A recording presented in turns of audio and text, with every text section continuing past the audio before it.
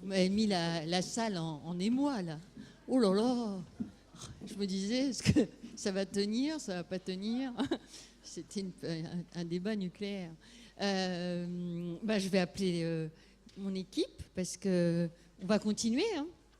Nous sommes sur comment accroître la part des énergies renouvelables. Et je vais appeler Thierry Lepercq,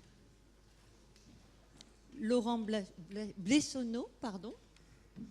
Grégory Lamotte, je ne l'ai pas vu, il est là? Ah bah si, pardon, il était même à ma table. Pardon. Philippe Charlaise, et Michel Derdevet. Messieurs, prenez place. Je me sens un peu toute seule, mais c'est pas grave, vous allez m'occuper. Alors, la table ronde précédente était intéressante parce qu'elle ouvrait un petit peu la vôtre, j'allais dire. Mais du 100% renouvelable, on peut le faire.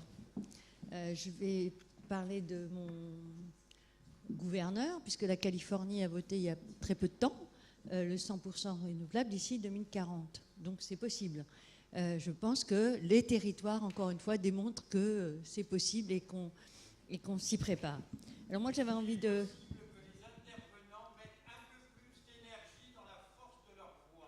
Oui. Donc vous avez compris. Alors, je ne vous les présente pas, les intervenants, à part Laurent, à qui je vais demander de se présenter un petit peu, parce qu'il n'est pas sur le présentoir, sur le livre de présentation, de façon à ce que chacun sache qui est. Alors j'ai presque envie de vous dire à chacun la première question. On va commencer par Philippe, s'il en est d'accord. C'est quelle est la situation à date de la part des énergies renouvelables en France? Ça va, vous m'entendez? La voix est claire et nette et c'est bon. Pas endormie. Alors, les renouvelables en France dans le mix électrique, ça compte. Alors, ça dépend si on y intègre ou pas l'hydroélectricité. Alors, l'hydroélectricité étant, ça compte pour 12%, l'hydroélectricité. Le solaire et l'éolien, on est à 6 ou 7%. Donc, c'est vrai qu'on est très, très en retard sur la majorité des pays européens majeurs, comme l'Espagne, l'Italie, la Grande-Bretagne et l'Allemagne, qui sont toutes à plus de 20%. Et effectivement, je pense que nous sommes endormis depuis longtemps sous notre édredon nucléaire et que c'est la raison fondamentale pour laquelle la part d'énergie renouvelable en France n'a pas augmenté. Néanmoins, dans les 100% renouvelables, là, je vais être votre contradicteur. Je voudrais vous rappeler quand même 3 chiffres fondamentaux. C'est ce qu'on appelle, c'est des chiffres qui sont tout à fait basiques, ce qu'on appelle les taux de charge, qui sont donc en fait, c'est le pourcentage du temps sur l'année pendant lequel une source d'énergie électrique vous produit de l'électricité.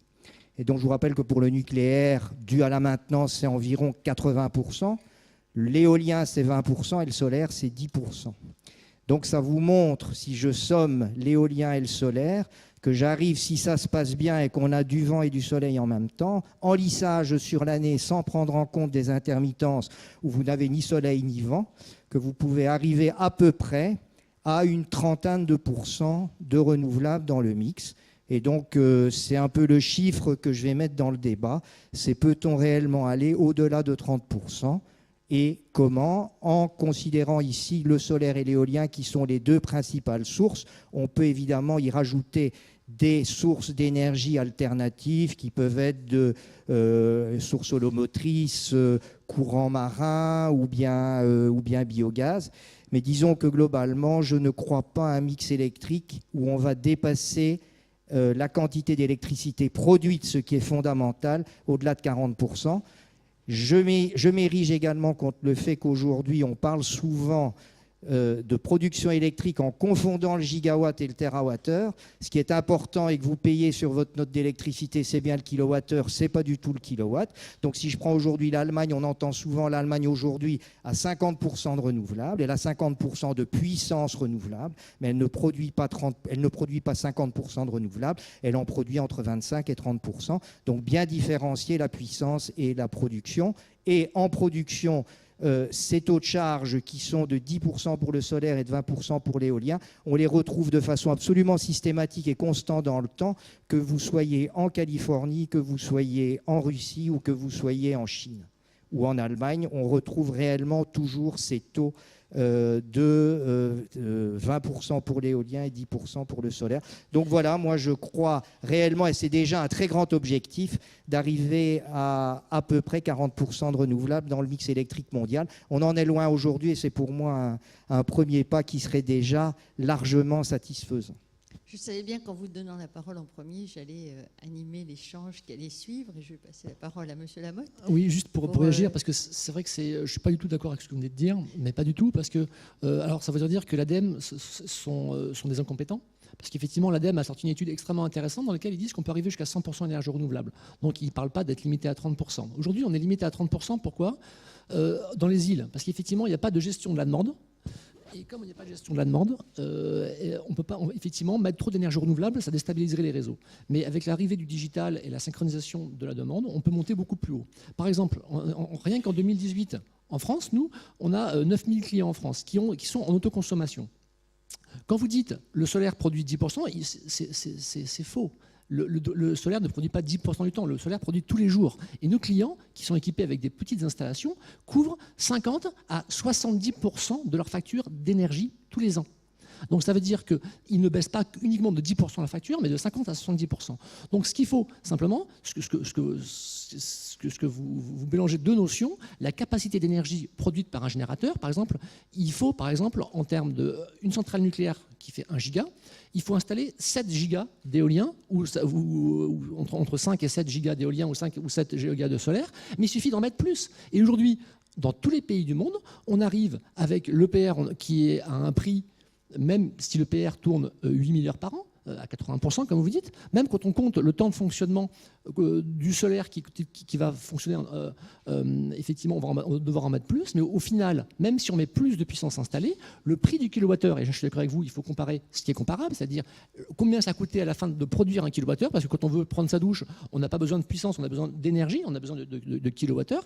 À la fin, les projets, et puis Thierry pourra en parler mieux que nous sur le prix du solaire. Aujourd'hui, le prix du solaire est à 40 euros le mégawattheure. L'EPR est à 110 euros le mégawattheure. Donc aujourd'hui, c'est l'énergie la moins chère. Il suffit de mettre une puissance installée un peu plus importante et on arrive à pouvoir couvrir jusqu'à 100%, comme l'ADEME l'a démontré. Et il n'y a pas que l'ADEME qui l'a démontré. Aux États-Unis, il y a eu le Rocky Mountain Institute qui a montré effectivement que progressivement, en intégrant les énergies renouvelables dans le mix énergétique, mais pas que du solaire, pas que de l'éolien, en ayant un mix énergétique, on pouvait complètement atteindre les 80 voire 90%. Vous passez la parole à Laurent. Vous reviendrez dans votre réponse. Laurent, oui, moi je vous rejoins, je suis entièrement d'accord avec vous. Je pense que c'est possible d'atteindre 100% d'énergie électrique sur le réseau. La preuve en est, c'est que Enea Consulting, on est une société de conseil en stratégie dédiée à la transition énergétique. On a un bureau à Melbourne et on accompagne un Enedis local sur sa stratégie de déploiement, notamment d'autoconsommation et de gestion aussi des smart meters, puisqu'ils ont en Australie, c'est le premier pays avec le plus gros rollout de smart meters. Et il y a certaines zones résidentielles où l'ensemble des personnes sont équipées de systèmes en autoconsommation et le système arrive à fonctionner à 80% de charge en solaire plus batterie.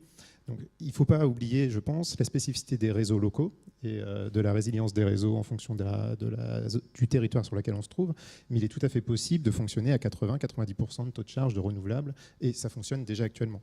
Je pense que M. Lepers nous donnera des exemples en Chine aussi sur certains projets. Mais techniquement, en tout cas, c'est faisable à des coûts compétitifs en fonction du contexte pays. Michel ? Oui, bonjour. Simplement, bonjour à toutes et à tous. Michel, par rapport à ta question, j'avais peut-être un magasin, quelques slides, et on va peut-être passer le premier slide. Simplement pour essayer d'objectiver un petit peu quelques éléments qui sont des éléments liés. Si le slide peut arriver, voilà. Donc ce slide, il illustre simplement une histoire qui est une histoire sous-jacente. Il y a le beau débat que vous avez eu tout à l'heure, qui est un débat de politique énergétique. Il y a aussi une réalité qui s'est construite au fil des ans depuis une dizaine d'années. C'est quand même le décollage des installations décentralisées qui sont rentrées par le bas, par le réseau.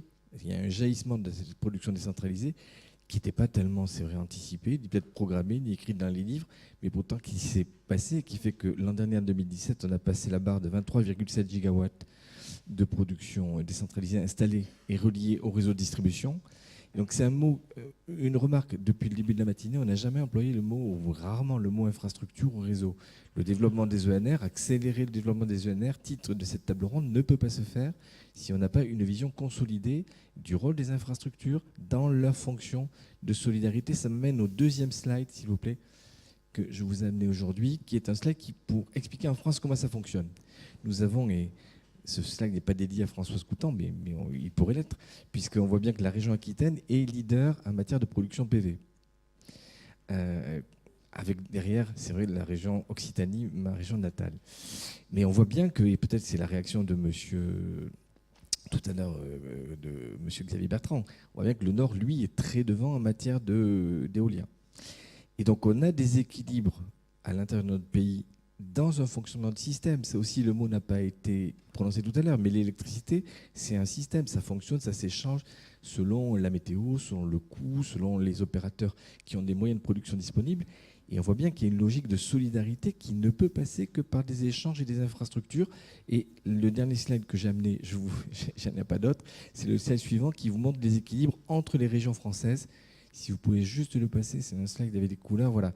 Et donc on a structurellement en France une France assez déséquilibrée, où il y a des régions qui sont en bleu, qui sont chroniquement déficitaires en termes de production d'électricité. La Bretagne ne produit que 8,2% de l'électricité qu'elle consomme. Donc la Bretagne a besoin de manière structurelle d'avoir des importations d'électricité, et on a d'autres régions qui sont structurellement plutôt exportatrices. Tout ça pour dire quoi? Ça veut dire que, bien entendu, qu'il faut une politique nationale, il faut une vision consolidée. Et donc, on a à marier à l'aune du XXIe siècle à la fois le jaillissement de ces territoires à énergie positive, de ces initiatives locales, de ces collectivités qui ont envie d'innover. On entendait ce matin Jean-François Fontaine nous témoigner de sa volonté, et en même temps la nécessité de voir s'il y a sens à rassembler tout ça dans une vision consolidée, optimisée au niveau mondial, parce que derrière, il y a de la compétitivité pour les entreprises et pour notre économie. Merci Michel. Thierry je vais rebondir sur ce que disait Michel, il faut raisonner en système.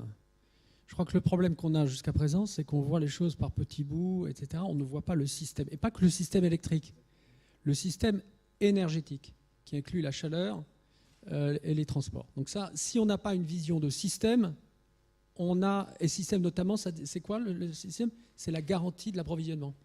S'il n'y a pas un système qui dit, moi, un système énergétique, je vais vous garantir la fourniture d'énergie, quelle qu'elle soit, de manière économique, mais surtout de manière sûre, et qui va assurer le fonctionnement de l'économie, on s'amuse. Donc il faut raisonner en système. La deuxième chose, c'est que, et là je vais être un tout petit peu radical, c'est 100% ou rien. Parce qu'un système bancal, un système hybride, ne fonctionne pas. Donc il faut raisonner tout de suite en système 100% renouvelable. Et le 100% renouvelable est prêt. 4 composantes. Les renouvelables, variables, solaire et éolien. Le reste, on oublie. Lorsqu'il existe, l'hydraulique est très commode, etc. Mais on ne va pas en construire de nouveau nulle part dans le monde, d'ailleurs. Deuxièmement, les batteries. Les batteries ont connu une évolution dont je parlais. Et troisièmement, la digitalisation et les réseaux. Quatrièmement, le power to gas. Si vous mettez ces 4-là, vous avez un système à 100% renouvelable qui fonctionne. Alors, je vais vous emmener très rapidement où ça fonctionne. Alors, il va y avoir le renouvelable. Le renouvelable à $20 du mégawattheure. Le renouvelable n'est pas à 40 € du mégawattheure. Il est à 15 € du mégawattheure. Il est à 15 € du mégawattheure au Mexique, au Chili, dans la plupart des pays, aux États-Unis, etc. Et en Chine, aujourd'hui, dans un projet de 6 gigawatts fait par SPIC. Donc 15 et demain 10. Donc c'est une énergie infinie et gratuite pour la faire simple, qui est néanmoins variable. Deuxième point, donc ça, et aujourd'hui, je reprends l'exemple de la Chine. La Chine, il y a 6 ans, c'était la moitié de la production des installations solaires en France. L'année dernière, c'était 50 fois plus, 50 gigawatts. Ils ont installé 50 gigawatts, 53 pour être précis, 53 gigawatts de solaire l'année dernière en Chine. Ça, c'est le premier point. Deuxièmement, les batteries. Alors, si vous allez, là aussi, je suis désolé, je vous amène à nouveau en Chine, si vous posez la question à Geely, ce que j'ai fait, moi, le patron de Geely, c'est une petite société qui vaut 50 milliards en bourse, qui est le premier actionnaire de Daimler-Benz, c'est le propriétaire de Volvo. Et quand vous lui posez la question, vous dites, cher monsieur, les véhicules électriques, c'est quoi? Il dit, c'est 90%. Quand? Dans 2 ans. Vous allez à Shenzhen, BYD a déjà converti les 16 000 bus, 100% des bus, c'est 12 millions d'habitants, à l'électrique. Les 40 000 taxis seront convertis dans les 3 mois qui viennent. Aujourd'hui, vous avez une capacité, ça s'appelle les batteries sur roues, les véhicules électriques, qui sont le parfait associé de ça. Et il y a quelqu'un qui gère très bien ça, c'est StateGrid, 1,1 milliard de clients, qui a un centre de pilotage de tout ça avec ses 200 000 bornes contrôlées en temps réel, avec les millions de véhicules qui eux-mêmes sont gérés. Et donc le véhicule électrique, en fait, un auxiliaire du réseau électrique. Digitalisation. Je vais te faire plaisir, Michel. StateGrid installe 20 millions de compteurs intelligents par mois. Donc il y a encore du boulot pour que Linky atteigne ces niveaux-là. Non, plus sérieusement, lorsque vous avez un système entièrement digitalisé, vous avez un système qui utilise du pilotage en temps réel, Internet des objets, la 5G arrive, pour permettre à tous les objets électriques de fonctionner en temps réel. Et je terminerai rapidement sur le power to gas. Le power to gas, on en a entendu un petit peu parler tout à l'heure.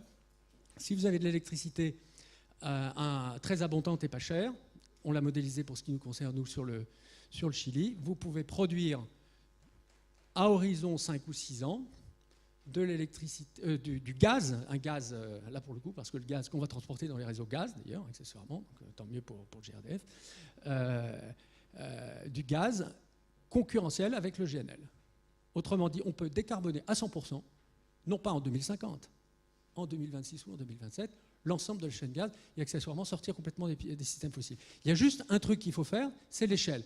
Et là, il y a un pays qui l'a sorti, qui a cette vision-là, ça s'appelle l'Internet de l'électricité. Je ne vais pas faire l'apologie de Xi Jinping ici, mais quand il y a un président qui, dans son discours devant ses 2000 délégués au mois d'avril, parle de l'avenir de son pays dans ce sens-là, moi j'aimerais bien que la France le fasse aussi. Lorsqu'on a aux États-Unis, de manière différente, la Californie, où nous serons tous les deux dans 15 jours, qui vient d'annoncer ça, pas complètement par hasard, c'est-à-dire 100% d'énergie électrique renouvelable, qui prend cette initiative avec une dimension plus démocratique, c'est plus sympathique aussi. Il y a aujourd'hui le 100%, moi je terminerai là-dessus, 100% ou zéro, 100% tout de suite. Le président chinois a appelé de tous ses voeux à une civilisation écologique. Donc dans son discours, du discours, il passe à l'action et il se met en route. Mais je vais passer la parole à Philippe parce qu'il a été interpellé par bon nombre des participants de cette table. Par le premier. Alors, juste Philippe, je voudrais savoir, on l'a constaté dans les interventions des uns et des autres, la France a pris du retard, beaucoup de retard. Tout à l'heure, Corinne Lepage l'évoquait également. Est-ce que vous pensez qu'on pourrait combler ce retard ? Pas vite, mais sûrement. Enfin, comment ? Alors c'est toujours pareil, il faut mettre derrière le retard des chiffres. Et là, je rebondis un peu sur ce que mon voisin disait. Il a d'un côté raison. Donc, c'est-à-dire qu'à partir du moment où vous comparez le nucléaire, les taux de charge et le vent, comme vous le disiez très bien, on a 20% d'un côté, 80% de l'autre. Donc, si je mets 4 fois de plus de puissance éolienne, je vais produire la même quantité d'électricité que le nucléaire. Et donc, on peut faire le calcul. Vous retirez les 20 gigawatts de nucléaire, c'est-à-dire ce qui était l'objectif de la transition énergétique 2025, et ça veut dire que vous devez rajouter, j'avais fait le calcul, à peu près de l'ordre de 70 gigawatts de solaire équivalent, ce qui veut dire 35 000 éoliennes de 2 mégawatts. C'était à peu près le calcul qui a été reconnu. Et on sait qu'aujourd'hui, environ, on met en œuvre de l'ordre de 5 à 600 éoliennes par an. Donc vous faites le calcul, à ce rythme-là, ça ne nous menait pas en 2025, mais en 2060. Donc voilà, donc ça veut dire que si vous voulez sortir plus vite du nucléaire, il faut mettre en œuvre beaucoup plus d'éoliennes, beaucoup plus rapidement. 35 000 en 10 ans, 35 000 en 10 ans, ça en fait 3 500 par an, donc il faut multiplier par à peu près 7 le rythme actuel. Non, mais ça, c'est la première réaction. Donc là, ce sont des chiffres qui parlent. Cela étant, ce que vous dites est en partie vrai, c'est-à-dire que globalement, le taux de charge, vous raisonnez sur l'année, mais il y a des périodes de l'année où vous n'avez ni vent ni soleil. Quand je cumule les 20% d'éolien et les 10% de solaire pour arriver à 30%, je fais l'hypothèse que sur l'année, vous avez du vent et du soleil en même temps, ce qui n'est pas nécessaire. Non, parce qu'on ne peut pas se calmer parce que c'est absurde sur un plan technique. l'idée que le solaire fonctionne 20% par an, c'est absolument pas. Vous pouvez avoir des systèmes à 100% qui fonctionnent avec du solaire et de l'éolien. C'est démontré dans des îles. Vous avez vu El Hierro, allez aux Canaries, ça fonctionne à 100%. Oui, aux Canaries, mais pas en France. Eh ben, c'est ça le problème. Mais pas en France, parce que vous n'avez pas du soleil 100% du temps en France comme aux Canaries. Je veux bien que ce soit le cas en Arabie Saoudite ou bien dans le Sahara, mais pas en France. Aussi par rapport Monsieur Lamotte. juste pour 100% de solaire, il n'y a pas de soleil la nuit, que je sache. Alors ensuite, juste pour avoir un chiffre en tête. Non, là, c'est une caricature. Là, c'est une caricature, et même en vue de la rentrée scolaire pour les maternelles, je pense qu'il ne faut pas dire ce genre de choses. Parce que là, ça ne serait pas précieux. Monsieur Lamotte. Juste pour un petit complément, on n'est pas obligé de couvrir la France, comme vous dites, effectivement, avec 60 000 éoliennes. Effectivement, rien que. Non, mais. Non, ok. Les éoliennes ont une capacité de production importante, mais quand on parle du solaire, aujourd'hui, avec la technologie solaire de 2018, alors qu'elle va encore progresser, il suffirait d'équiper une toiture sur 2 pour couvrir 100% de ce que produisent tous les centrales nucléaires de France. Donc on n'est pas obligé de mettre tous les mâts dont vous évoquez. Effectivement, c'est faire la complémentarité du mix énergétique, mettre des éoliennes, du solaire, et de mettre chaque énergie renouvelable en fonction de l'endroit où on est. Après, je pense qu'il ne faut pas quand même oublier en France qu'on a payé collectivement 2 infrastructures énergétiques qui couvrent le territoire et qui sont foisonnantes, qui sont le réseau de distribution et de transport de gaz et le réseau de distribution et de transport d'électricité. Même si on ne produit pas 100% d'électricité et qu'on n'est pas capable de couvrir avec le solaire, la convergence des systèmes et des 2 infrastructures par le power to gaz ou par de la flexibilité entre les deux permet d'absorber en tout cas ce stockage un peu diffus et couvrir les périodes de non-production par le solaire. Donc, en fait, ça dépend aussi des infrastructures qu'on a sur le territoire et qui sont possibles. Et cette convergence, elle est de toute façon souhaitable, et ce qui peut nous amener à un mix 100% renouvelable. Michel. Quelques chiffres pour essayer d'objectiver l'échange. Les ENR ont couvert en 2017, l'an dernier, 18,4% de la consommation d'électricité en France. Mais on a eu au deuxième trimestre 2018 un chiffre au-dessus, puisqu'on était à 31% de la consommation électrique française couverte par les ENR. C'est un record que la France n'avait pas battu depuis 1960. Alors il n'est pas dû qu'au photovoltaïque et à l'éolien, il est dû aussi à la très bonne hydraulicité qui a permis de faire tourner le parc hydraulique à fin. Enfin, c'est quand même un chiffre assez important, qu'on retrouve d'ailleurs au niveau européen. En Europe, il y a à peu près 30% de l'électricité consommée qui est d'origine renouvelable. Deuxième élément, c'est un chiffre qui est un peu plus technique, mais qui est intéressant à citer. C'est ce qu'on appelle, dans le jargon technique, le taux de couverture. C'est-à-dire la part de la production décentralisée consommée sur le réseau d'Enedis. En gros, ce qu'on appellerait des boucles locales, quoi. Les systèmes. Elle était de 7,74% en 2016, elle est passée à 8,74% l'an dernier. Donc ça veut dire qu'on voit de plus en plus des phénomènes de la production de proximité vers de la consommation de proximité. Je ne renie pas pour autant mon raisonnement tout à l'heure sur les solidarités interdépartementales, interrégionales, infra-européennes, mais il y a un phénomène qui fonctionne et qui peut être analysé quand on prend de manière brute les chiffres, les données. Thierry, on constate que la France a du retard, mais qu'on peut peut-être accélérer pour résorber un peu ce retard. Quelles sont les solutions, d'après vous, pour avancer un peu plus vite et puis peut-être donner des... En toute chose, quand on a du retard, il faut le reconnaître. Je vais prendre une analogie. En 2000, l'Allemagne s'est retrouvée dernière, ou quasiment dernière, dans les grands pays européens, dans les classements PISA sur l'éducation. Ça a été un choc en Allemagne.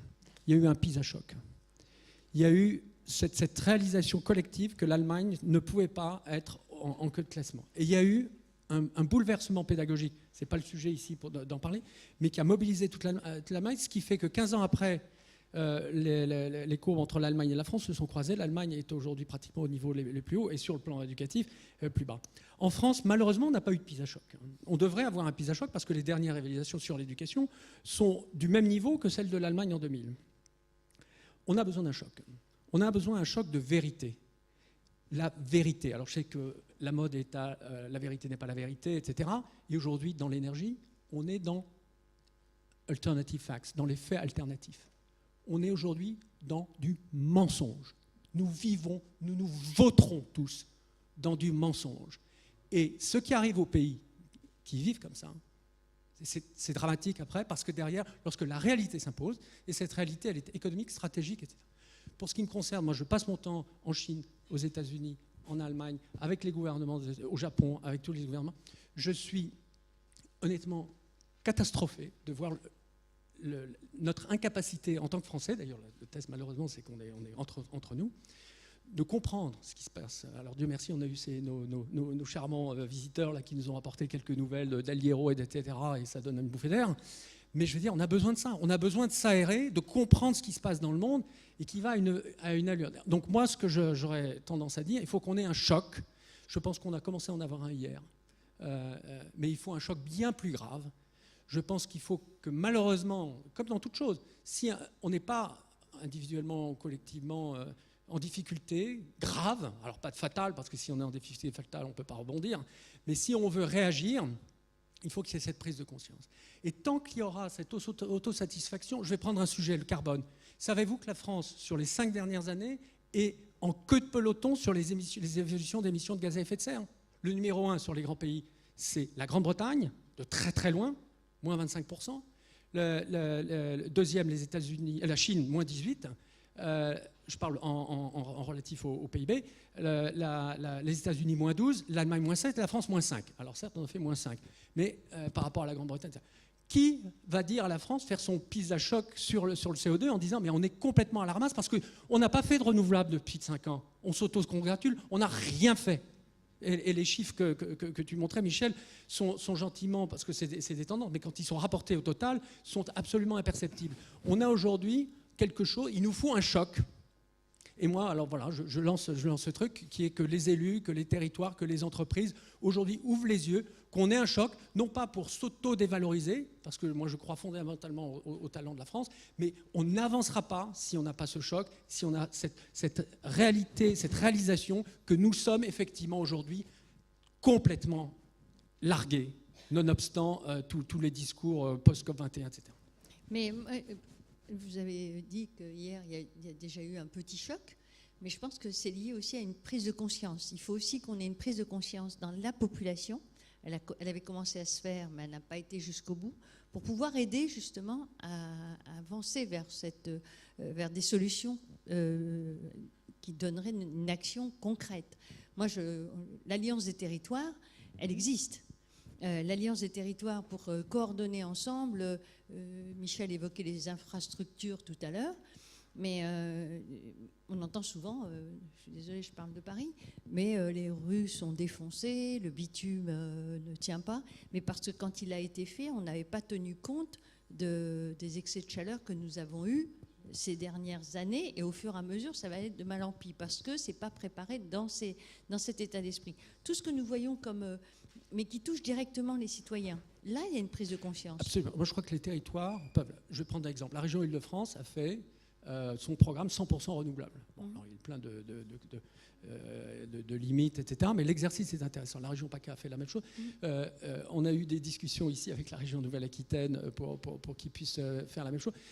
Avoir cette vision d'ensemble de système où un territoire se prend par la main et dit écoute, je ne vais pas attendre que le gouvernement fasse tel truc et tel truc, je vais le faire moi-même. Ce truc-là, je vais le faire moi-même parce que les outils, je peux les maîtriser. La production renouvelable, je peux la développer sur mon territoire à des prix compétitifs. C'est même pas... Oublions les subventions. On est à l'inverse des subventions. On a des machins qui sont bien moins chers que le reste. Donc on n'a pas besoin de se poser la question de savoir est-ce que le nucléaire va fermer ou pas. On le remplace. Point à la ligne. On le remplace tout de suite par de la production locale. Et ça peut se faire tout de suite. Ensuite, le développement de mobilité propre, partagée, autonome, qui peut réduire très sensiblement les encombrements. C'est la patronne Marie Barra de General Motors qui, la semaine dernière, à une conférence à Los Angeles, disait les 3 zéros. Zéro congestion, zéro émission, zéro accident, accessoirement. Ça, c'est quelque chose qui peut être mis en place par des territoires avec des entreprises, etc. Donc les initiatives aujourd'hui, il faut que les territoires se disent « je peux le faire ». Mais les territoires avaient commencé à le faire. Et c'est souvent ce qui gère aujourd'hui les territoires qui avaient bloqué en son temps, quand au moment des COP préparatoires, on avait pris des dispositifs pour avancer. Vous évoquez la région Île-de-France, et je parle sous le regard d'Emma Cosse, on avait fait en sorte de mettre en place le plan climat. Mais à l'époque, l'opposition avait voté contre. Donc voilà, après c'est politicard et politicien. mais ce n'est pas l'intérêt du citoyen. Et ça, c'est malheureux et c'est regrettable. Alors, messieurs, il reste 5 minutes pour chacun. Donc, comment va-t-on financer tout ça? Alors, je vais commencer par Philippe. Alors, je vais simplement quand même rebondir j'étais sûre qu'il allait répondre. Continuer à me faire l'avocat du diable. Vous avez dit, et c'est vrai, que les 2 pays majeurs à avoir réduit leur gaz à effet de serre, c'est la Grande-Bretagne et les États-Unis. C'est vrai. La Chine, pas les 2 dernières années. Elles les ont réduits. En rapport au PIB, hein, je veux dire, quand on fait. Moi, en rapport en émissions globales, et c'est ça qui compte, hein, elles les ont, oui, en rapport au PIB, comme le PIB augmente peut-être plus vite, d'accord. Les 2 pays que vous mentionnez, leur réduction de gaz à effet de serre n'ont absolument rien à voir avec les renouvelables. C'est dû, je suis désolé, en Grande-Bretagne, dans les 2 cas, des renouvelables en Grande-Bretagne. On laisse finir. En Grande-Bretagne, c'est dû au déplacement du charbon massivement vers le gaz, ce que n'a absolument pas fait l'Allemagne, parce que la Grande-Bretagne est un pays gazier. Elle produisait en 2010 presque 50% de sa génération électrique avec du charbon, c'est plus de 10% aujourd'hui. Et aux États-Unis, on le sait très bien, c'est l'effet gaz de schiste avec exactement le même problème, c'est-à-dire le déplacement du charbon vers le gaz. C'est la cause essentielle. Maintenant, c'est vrai, les Britanniques et les Américains ont développé beaucoup plus de renouvelables parallèlement. Et donc, c'est le bon exemple où ils se sont appuyés sur une énergie alternative qui n'était pas le nucléaire, mais qui était le gaz, pour réduire leurs émissions de gaz à effet de serre. Et donc, le grand message, c'est effectivement, moi, je suis tout à fait pro-renouvelable, mais je considère que ce que vous dites, c'est-à-dire de passer instantanément du nucléaire au renouvelable, c'est une rêverie. C'est la première fois que je l'entends, surtout instantanément. Et en plus de la part d'Engie. Systémique. Je veux dire, c'est une illusion d'optique. Donc, c'est-à-dire que globalement, si la France veut réduire son nucléaire, elle peut le faire soit en restant plus longtemps dans le nucléaire et en mettant en œuvre beaucoup plus vite les renouvelables, comme je l'ai dit tout à l'heure, sachant que je ne crois absolument pas à un mix 100%, je le répète. Et deuxièmement, elle peut éventuellement réduire plus rapidement le nucléaire en s'appuyant comme les Britanniques ou les Américains sur le gaz, avec évidemment comme résultat et comme décision politique, certes, de sortir plus rapidement du nucléaire, mais d'augmenter temporairement ces gaz à effet de serre. Et c'est là que je rebondirai sur le débat européen. Je pense que si nous avions une Europe unie et que les émissions étaient comptabilisées non pas au niveau national, mais au niveau européen, ça donnerait beaucoup plus de flexibilité au mix énergétique des différents pays pour pouvoir aller beaucoup plus vite dans la solution la plus souhaitable. Voilà, je m'arrêterai là. Je rappelle que tout à l'heure, vous allez faire la signature de votre livre, Croissance pour énergie-climat, hein, c'est ça? Donc, je le dis à l'assistance, ça se passera tout à l'heure. Monsieur Lamotte. Oui, juste pour dire, voilà, il y a des gens qui sont déjà à 100% d'énergie renouvelable. Par exemple, les grands groupes, les GAFA, ils sont passés, Google, Apple, etc., ils sont déjà à 100% énergie renouvelable sur des contrats de PPA. Donc, ils sont très informés, ils ont des grosses consommations et ils ont déjà fait le chemin.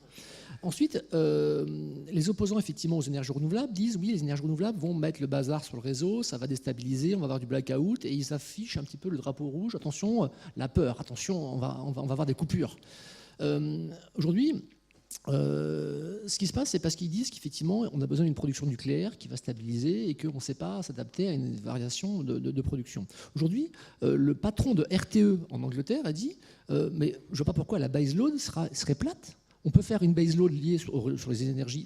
La baseload, c'est pas forcément plat, ça peut être fluctuant, parce la météo peut prévoir effectivement à l'avance la production solaire et la production éolienne.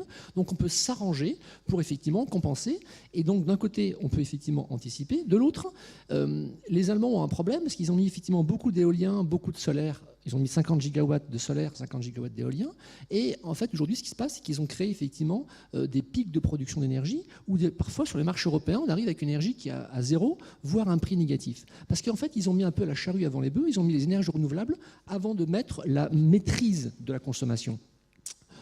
Alors que, effectivement, en France, avec le projet Linky et avec des développements du digital, on va pouvoir effectivement, notamment en France, on a une chance, on a quand même une chance incroyable, on a un réseau électrique qui est ultra résistant, qui est capable de pouvoir supporter beaucoup d'énergie renouvelable, il est bien dimensionné parce que nous, on a travaillé en Italie. En Italie, les réseaux électriques sont vraiment de petite taille, c'est-à-dire qu'une maison, ils sont tout au gaz. Ils ont le gaz, le chauffage et la cuisine, c'est au gaz. Donc, ils ont des compteurs de 3 kg.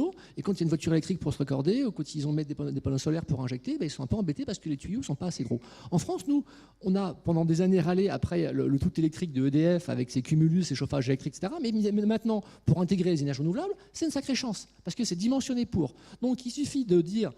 Et une chance, le cumulus, on a 15 millions de cumulus en France. C'est-à-dire, et chaque cumulus peut stocker 10 kWh. Parce que ce que veulent. Donc on peut, avec ce stockage qui est mobilisable, ça fait 150 gigawattheures, qui est mobilisable tous les jours. Et les Français, ce qu'ils veulent, c'est prendre une douche. Ils ont besoin d'eau chaude, mais savoir que leur cumulus tourne la nuit, le matin, l'après-midi, l'important c'est que le cumulus peut servir d'ajustement. Mais il n'y a pas que le cumulus, il y a aussi le chauffage, la clim sur les maisons isolées correctement.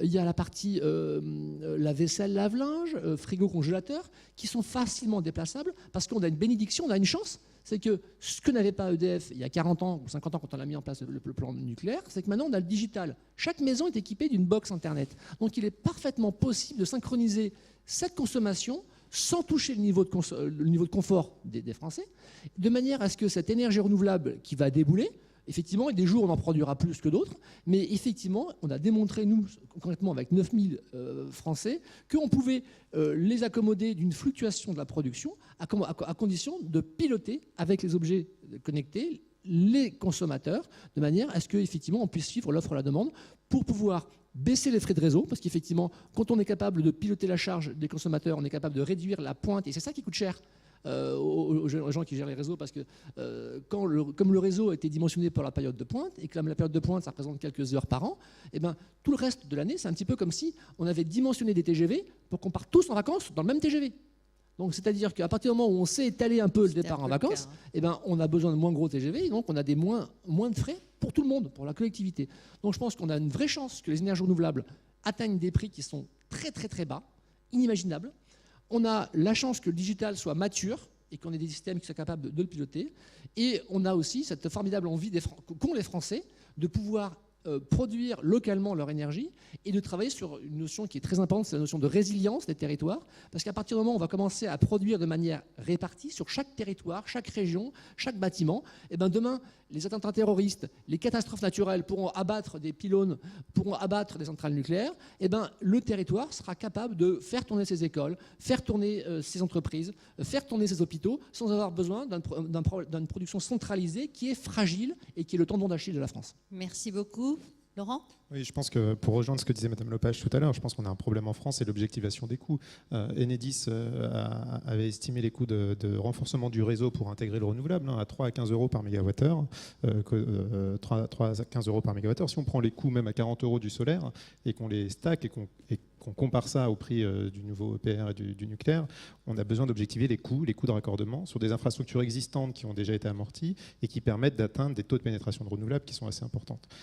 On parle beaucoup d'électrique. Je voulais juste citer un chiffre sur le gaz, qui est un peu oublié un peu de la table ronde, mais qui est notamment le biogaz, le gaz vert dans les réseaux. Dans les cahiers de la PPE, là, des débats, les acteurs de réseau estiment qu'il faut 3 milliards d'euros pour aller jusqu'à 30%, 90 TWh de gaz vert dans les réseaux. Donc 3 milliards d'euros, 90 TWh de gaz vert. Quand on regarde un peu les coûts sur d'autres systèmes électriques, ça laisse aussi à réfléchir. Vous êtes sur votre... Vous donnez votre temps à Michel ? Bon, on va revenir alors. Vas-y, Michel. Non, moi, j'aimerais peut-être, pour les dernières minutes là, que nous avons devant nous, évoquer un sujet qui a été peu évoqué, si ce n'est par notre ami là tout à l'heure, sur la politique européenne de l'énergie. On va avoir des élections européennes dans quelques mois. Et le grand paradoxe serait, je ne veux pas faire offense à Monseigneur Collomb en évoquant cet adjectif, mais que nous soyons enfermés dans des débats théologiques, alors que par ailleurs, le mouvement dans le monde se fait de manière extrêmement active sur des questions de souveraineté, de possession. Je vous renvoie à un article de Nabil Wakim dans Le Monde qui est sorti tout à l'heure, qui évoque le fait que certains acteurs asiatiques importants sont dans des stratégies de rachat massives d'infrastructures de réseaux en Europe. Et donc le paradoxe serait qu'à La Rochelle, en 2019, on se remette à parler de questions théoriques, certes stratégiques, sur les pourcentages respectifs dans le mix, Donc, on serait dans une période de colonisation. Donc, la question de la souveraineté d'une politique européenne indépendante, autonome, déconnectée des fossiles, capable de s'inventer elle-même un modèle énergétique propre, c'est quelque chose qui est extrêmement fort. Il faut que nous réfléchissions tous à ça et que dans les différentes formations politiques auxquelles nos sensibilités peuvent nous renvoyer, nous animions le débat là-dessus, parce que le sujet aujourd'hui, il est vraiment un sujet de nature continentale. Encore une fois, ce n'est pas un sujet de mon territoire fermé sur moi-même, c'est à minima un sujet européen. Tout à l'heure, à la précédente table ronde, on parlait d'une coordination des énergies renouvelables en Europe. La clé de cette souveraineté, c'est la souveraineté économique. Si on a un système qui a besoin de subventions, on ira nulle part. Aujourd'hui, il est temps de réduire significativement les coûts du système énergétique français, qui a des surcoûts absolument partout. Il est temps de supprimer, je pèse mes mots, supprimer toutes les subventions, tout système aujourd'hui qui existe, qui crée des rentes de situation. Et lorsqu'on paye le solaire en France 55 € du mégawattheure, c'est-à-dire 4 fois, on va dire pudiquement 2 fois ce qui devrait coûter et 4 fois ce qui coûte au Mexique, on dépense inutilement des milliards. Lorsqu'on dépense 20 milliards dans l'éolien offshore, bon, ça vous ne m'avez pas écouté, mais bon bref, ça c'est encore une autre histoire. Il est temps de supprimer toutes les subventions partout en Europe pour les nouvelles installations. Les anciennes, elles ont été construites et il ne s'agit pas de faire défaut sur les obligations qui ont été signées. Par contre, pour toutes les nouvelles, il est temps de supprimer tout ça. Parce que si on ne le fait pas, on se condamne à ne rien faire, au bout du compte, parce que cette idée que l'économie française, on peut lui rajouter 1 milliard, 2 milliards, 3 milliards, 5 milliards de CSPE, et vas-y que je t'en rajoute 10, etc., dans une économie qui aujourd'hui est quand même, exsangue, en tout cas qui peine, chaque milliard de surcoût de l'énergie, aujourd'hui, est quelque chose qui pèse sur le dos de l'âne et qui va le faire casser la colonne vertébrale. Donc il est urgent de diminuer ses coûts. Donc ça, c'est la première chose sur le modèle économique. Et il faut trouver des modèles, alors j'ai utilisé un terme qui était bancable. Alors c'est quoi un modèle bancable? C'est qu'il faut attirer, parce que l'argent, il y en a. Il y a des milliers de milliards dans les fonds de pension et autres. Et mon expérience chez Solaire Direct, avant de rejoindre Engie, j'avais donc créé Solaire Direct. Solaire Direct a utilisé d'abord la Caisse des dépôts et ensuite BlackRock. BlackRock, pour ceux qui ne savent pas, c'est 6 000 milliards sous gestion. Comment convaincre BlackRock d'investir dans des projets, en l'occurrence en France ou autre? C'est de leur dire, écoutez, voilà, vous allez investir dans des projets. Et vous savez quoi?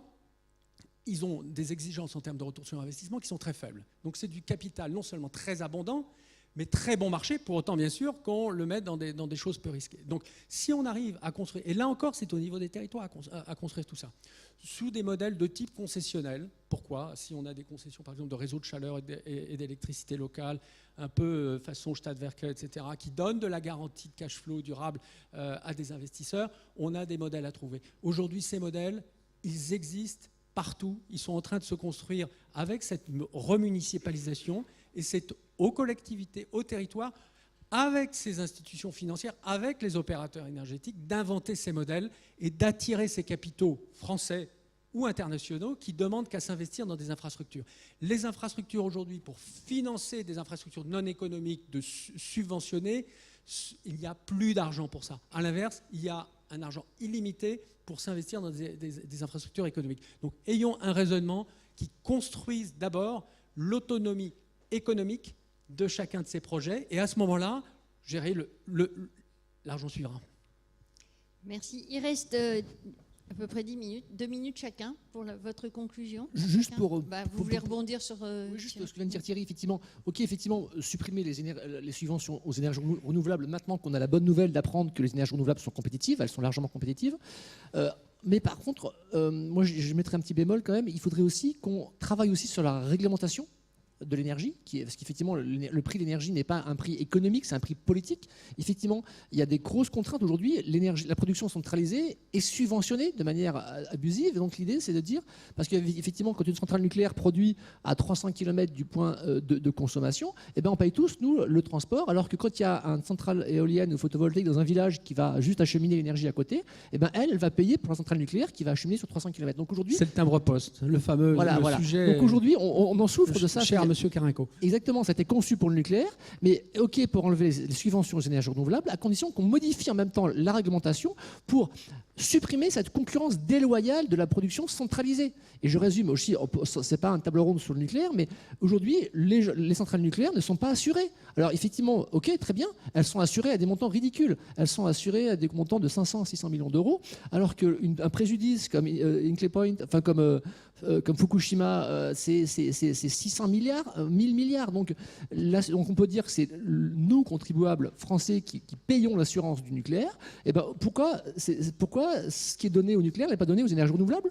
Donc moi, ce que je voudrais, c'est ok, on supprime les subventions aux énergies renouvelables, mais je demande l'équité et l'arrêt de cette concurrence déloyale des énergies centralisées.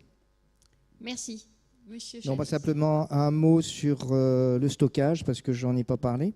Parce qu'évidemment, les 100% de renouvelables induisent derrière d'énormes capacités de stockage, sinon là, physiquement, vous expliquez comment vous faites. Et donc, je dirais que les deux grandes capacités de stockage, c'est les batteries d'un côté, j'en parlerai pas. Je laisserai Guillaume Pitron parler des métaux rares que ça implique. Simplement, un petit calcul que j'ai fait au niveau du power to gas et de l'hydrogène. Si vous vouliez remplacer l'ensemble du gaz consommé sur la planète par de l'hydrogène fabriqué par électrolyse, il faudrait doubler la production électrique mondiale, c'est-à-dire que ça correspond à peu près à 25 pétawattheures, donc la production et consommation électrique mondiale. Donc ce qui sous-entend, vous le voyez bien, la difficulté de stocker, sous-entendant d'ailleurs qu'on ne stocke pas l'électricité, j'insiste toujours là-dessus, on stocke de l'électricité transformée en énergie sous une autre forme avec un rendement très mauvais. Voilà, je m'arrêterai là. Non, je rejoindrai ce que disait Grégory. Je pense que si on veut enlever les subventions et tous les mécanismes tarifs d'achat, appel d'offres sur les renouvelables, il est important de pouvoir raisonner à même périmètre et à même système et d'avoir donc un vrai débat sur le vrai coût du nucléaire français. Michel. Moi, je voudrais justement terminer sur l'hydrogène. Parce que, en fait, on a besoin, non pas de stocker l'énergie, parce que si on demande à quelqu'un, un industriel, est-ce que c'est bien de stocker, il va vous dire, moi je préfère du juste à temps que, je sais pas moi, si je suis dans l'automobile, d'avoir les 6 mois de production de mon usine automobile garée sur un parking. Stocker jusqu'à ce qu'on en ait besoin. Non, stocker, c'est ce que font les gens qui sont inefficaces. Je veux dire, non, le stockage, pour la sécurité, c'est indispensable. Donc on a du stockage gaz qui sert justement à permettre en France de stocker, d'assurer la livraison, notamment hivernale, d'électricité. Mais moins on stocke, mieux on se porte. Ça, c'est et donc il faut approvisionner. Et là, la question effectivement des 43 000 éoliennes, etc., se pose la question de savoir est-ce qu'on va faire. Et la réponse, c'est Torsten Nudan, le patron de l'énergie au ministère allemand de l'économie, qu'il disait il y a quelques mois dans l'Agence internationale de l'énergie. Il dit, écoutez, moi, je vais vous donner les chiffres. Bon, l'Allemagne, c'est les chiffres qu'il a donnés. Il a dit, l'Allemagne, nous, on consomme au total en énergie 2400 TWh. Le solaire et l'éolien, au total, c'est 160. 160 TWh. 2400, c'est avec les transports et le pétrole, tout parce compris. que Tout compris. c'est 640 au point de vue électricité. Voilà. Non, mais au total, c'est 2400. Et donc là, il a dit, moi, si je veux faire du solaire et de l'éolien majoritairement en Allemagne, je ne vais pas y arriver. Et donc, qu'est-ce qu'il a dit? Il a dit que je vais devoir importer les 3/4 de mon énergie, aujourd'hui sous forme essentiellement de gaz naturel russe, et demain sous forme d'hydrogène. Voilà, punto. Voilà. Et ensuite, l'hydrogène, il vient d'où? Pour répondre à la question, on l'a modélisé, nous. Vous êtes sur 2% du territoire chilien, 18 000 km², vous faites l'équivalent de la production européenne d'énergie. Vous faites donc 3000 TWh, pour être précis, qui sortent à $20 du mégawattheure hydrogène livré Chili, 35 $ du mégawattheure, livré au port de Marseille, c'est-à-dire grosso modo à peu près le prix du GNL. Ça, c'est quelque chose qui peut se mettre en œuvre. Alors il y a des gens qui y ont pensé.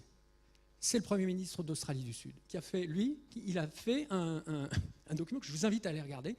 Jay Weatherill a fait ce document, il a dit comment je vais transformer l'Australie du Sud en nouvelle Arabie Saoudite du solaire et de l'éolien, du solaire et de l'hydrogène. Il a fait cette stratégie et il a aujourd'hui attiré des gens qui viennent investir massivement chez lui. Le ministre des Finances chilien, avec lequel j'avais un dîner personnel il y a quelques mois, me disait « Nous au Chili, je cite, nous avons eu le siècle du guano, on a eu le siècle du cuivre et on va avoir le siècle du solaire et de l'hydrogène. Vous avez aujourd'hui des pays entiers, allez voir le roi du Maroc, qui lui a aussi la même stratégie.